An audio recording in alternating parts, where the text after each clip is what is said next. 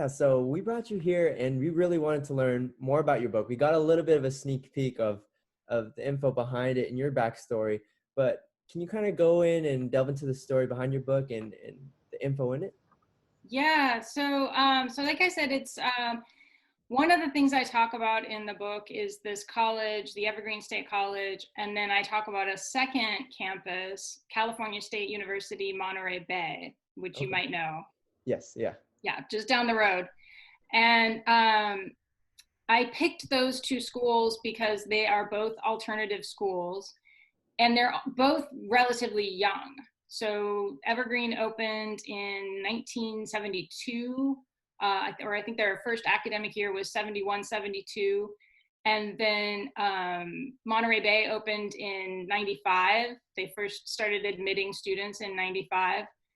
And so, they haven't been around for very long, and they have these unusual programs.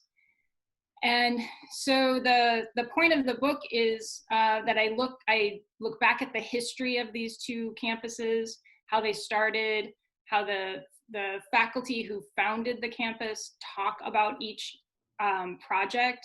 So one of the really unusual things, for instance, about Monterey Bay is that it's built on a former Army base. Oh, wow. So one of the people that I interview in the book actually describes, the Army moved out of the base, and then a few weeks later, the faculty moved in, and they were living in like former Army housing while they were planning the campus. And you can walk around that campus and find all kinds of artifacts. The Army barracks are still there. Some of the dorms are in former Army barracks. The classrooms are taught in former Army buildings. It's a really unusual campus, but it's really fascinating. Whoa. So what I ended up doing through this study with these two campuses, these two unusual campuses, was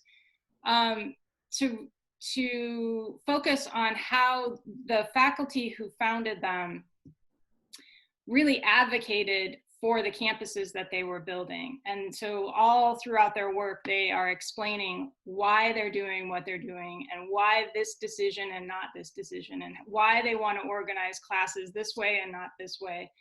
And it gets into the details of it because they are literally building a campus out of nothing. Well, in the case of Monterey Bay, out of a former Army base.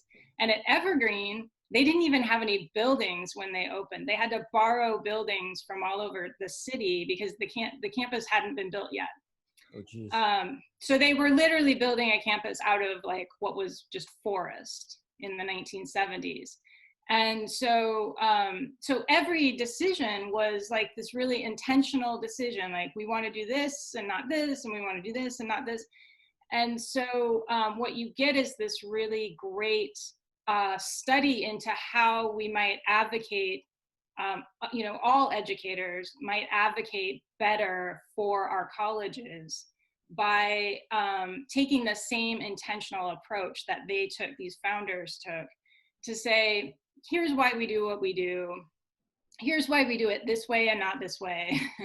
Here's why it's important that we have this building and not this something else. And here's why we want it to be designed this way and not that way. To do that same kind of thoughtful work, but also to make it visible to students, to parents and the public, so that it's not this mystifying thing, like you show up at college and you don't understand why it's run the way that it's run.